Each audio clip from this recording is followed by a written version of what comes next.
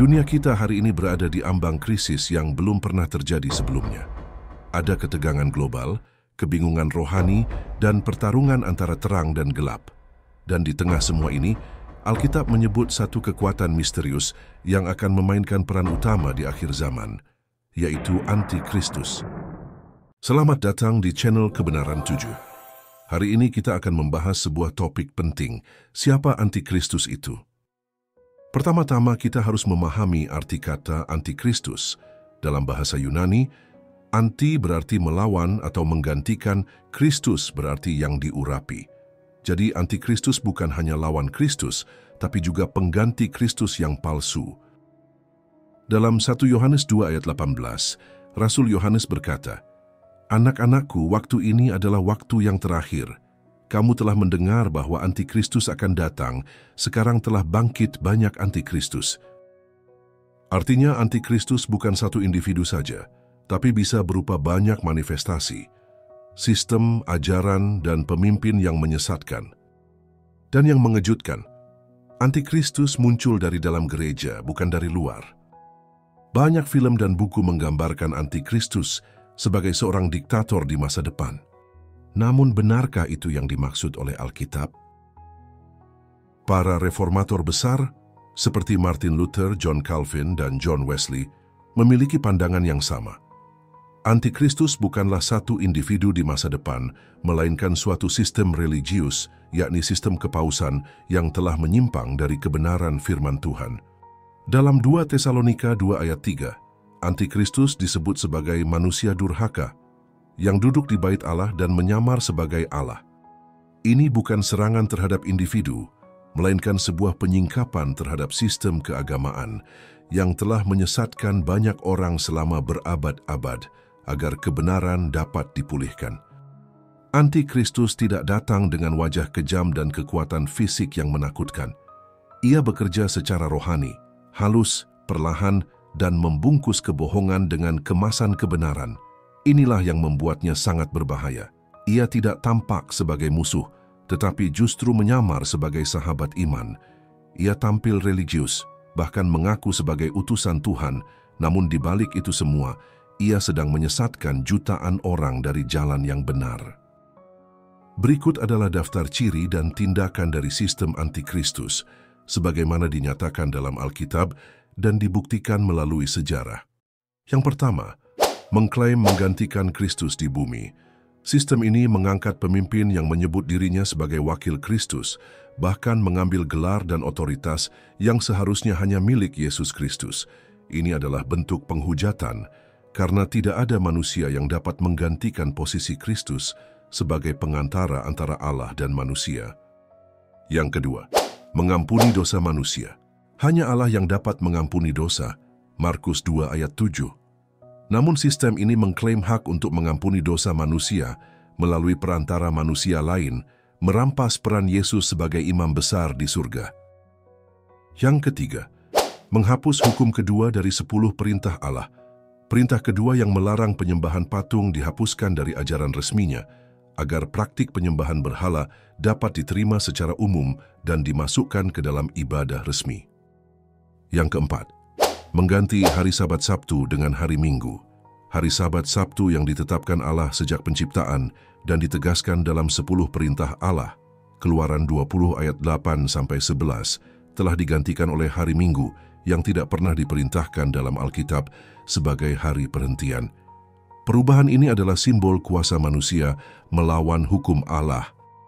Yang kelima, menganiaya mereka yang setia pada Alkitab. Sepanjang sejarah, mereka yang menolak ajaran-ajaran palsu dan tetap setia pada firman Allah dianiaya, dipenjara, bahkan dibunuh. Darah orang-orang kudus menjadi saksi bisu dari kezaliman sistem ini. Yang keenam, menggabungkan gereja dan negara. Dengan menyatukan otoritas rohani dan politik, sistem ini menciptakan kekuasaan yang absolut dan tidak dapat dipertanyakan. Ini menghasilkan penindasan terhadap kebebasan beragama dan pemaksaan terhadap keyakinan pribadi. Yang ketujuh, memperkenalkan doktrin yang bertentangan dengan Alkitab. Doktrin seperti api penyucian, doa kepada orang mati, dan penyembahan kepada manusia atau benda adalah ajaran yang tidak pernah ditemukan dalam Alkitab. Doktrin-doktrin ini mengalihkan fokus manusia dari Yesus Kristus kepada sistem manusia. Karena inilah, Alkitab menyebut sistem ini sebagai Babel, yang berarti kekacauan. Babel adalah simbol dari kekacauan rohani, campuran antara kebenaran dan kepalsuan yang membingungkan banyak orang dan menjauhkan mereka dari terang firman Allah. Wahyu 13 menggambarkan kebangkitan kuasa yang pernah terluka parah. Binatang pertama, simbol dari sistem kekuasaan religius politik yang menentang hukum-hukum Allah. Luka parahnya sembuh dan dunia tercengang mengikutinya kembali. Ia bangkit bukan hanya dengan kekuatan politik, tetapi juga otoritas rohani yang menyesatkan, mengklaim hak untuk mengubah hukum Allah. Dan tandanya akan menjadi ujian bagi umat manusia di akhir zaman. Sunday law, hukum hari Minggu, bukan sekadar peraturan sipil. Itu adalah tanda kesetiaan kepada otoritas manusia, bukan Allah. Ini adalah puncak dari pemberontakan terhadap hukum keempat. Ingatlah dan kuduskanlah hari Sabat, hari ketujuh, hari Sabtu. Tanda binatang itu bukanlah microchip atau teknologi modern lainnya. Itu adalah pilihan rohani, menguduskan hari yang tidak dikuduskan Allah, dan menolak Sabat Sabtu sebagai hari perhentian yang ditetapkan oleh Pencipta sejak penciptaan dunia. Hari Minggu, meskipun dihormati oleh banyak orang Kristen dengan niat tulus, tidak memiliki dasar dalam Alkitab sebagai hari ibadah yang ditentukan Allah. Pengagungannya berasal dari otoritas manusia, bukan dari firman Tuhan. Di akhir zaman, dua tanda akan membagi umat manusia, meterai Allah, pada mereka yang memelihara hukum-hukumnya, termasuk hari Sabat Sabtu, dan tanda binatang pada mereka yang memilih mengikuti sistem yang mengubah hukumnya. Wahyu 13 ayat 16 dan 17, dan ia menyebabkan, sehingga kepada semua orang kecil atau besar, kaya atau miskin, merdeka atau hamba, diberi tanda pada tangan kanannya atau pada dahinya, dan tidak seorang pun yang dapat membeli atau menjual selain daripada mereka yang memakai tanda itu. Akan tiba masanya ketika keputusan untuk menaati Allah atau manusia akan berdampak langsung pada kehidupan kita, pekerjaan, akses ekonomi, bahkan kebebasan. Tetapi bagi mereka yang setia, Allah telah berjanji untuk memelihara mereka. Yesaya 33 ayat 16 dan Mazmur 91. Saudara, inilah saatnya memilih. Bukan hanya soal hari ibadah, tapi soal siapa yang kita akui sebagai Tuhan dalam hidup kita. Jangan menunda pertobatan. Kembali kepada Sabat Tuhan. Kembali kepada hukumnya yang kekal. Jangan menjadi bagian dari sistem yang akan menerima murka Allah. Wahyu 14 ayat 9 dan 10. Melainkan jadilah bagian dari umat yang memelihara hukum-hukum Allah dan iman kepada Yesus. Wahyu 14 ayat 12. Seruan terakhir dari surga sedang bergema. Keluarlah daripadanya, hai umatku. Wahyu 18 ayat 4. Di tengah dunia yang tersesat, Tuhan memanggil umatnya untuk keluar dari Babel. Babel dalam Alkitab melambangkan kekacauan rohani, sebuah sistem keagamaan dan duniawi yang telah mencampurkan kebenaran dengan kesesatan, menggantikan perintah Tuhan dengan tradisi manusia, dan menuntun jutaan jiwa jauh dari kehendaknya. Tetapi Allah tidak tinggal diam. Dalam kasih-Nya yang besar Ia memanggil, lalu aku mendengar suara lain dari sorga berkata, keluarlah daripadanya, hai umatku, supaya kamu jangan mengambil bagian dalam dosa-dosanya, dan supaya kamu jangan turut ditimpa malapetaknya. Wahyu 18 ayat 4. Inilah panggilan terakhir Tuhan kepada umatnya, keluarlah dari Babel. Keluarlah dari sistem yang telah menggantikan hari Sabat Tuhan dengan hari ibadah buatan manusia. Keluarlah dari ajaran-ajaran yang merendahkan hukum-hukum Allah dan meninggikan otoritas manusia di atas firman-Nya. Dan dalam Wahyu 14 ayat 12, Tuhan menyatakan dengan jelas siapa umat-Nya yang sejati. Inilah orang-orang kudus yang menuruti hukum-hukum Allah dan iman kepada Yesus. Mereka adalah umat yang setia kepada perintah Tuhan, bukan hanya sebagian, tetapi seluruh hukum Allah, termasuk perintah keempat untuk mengingat dan menguduskan hari Sabat, Keluaran 20 ayat 8-11. Memelihara hari Sabat yang kudus, hari ketujuh, sebagaimana yang Yesus sendiri teladankan, Lukas 4 ayat 16, dan sebagaimana yang akan tetap dijalankan oleh umatnya hingga kekekalan. Yesaya 66 ayat 22 dan 23. Tidak tunduk pada pemaksaan sistem manusia, tidak menyembah binatang dan patungnya, dan tidak menerima tanda di dahi atau tangan. Wahyu 13 ayat 16 dan 17. Sebab mereka memilih untuk tetap setia kepada Allah meskipun harus menghadapi tekanan, penganiayaan, atau ancaman. Mengandalkan Yesus sebagai satu-satunya penebus, sebab keselamatan tidak datang dari perbuatan, tetapi dari iman kepada Kristus yang telah mati untuk menebus dosa kita.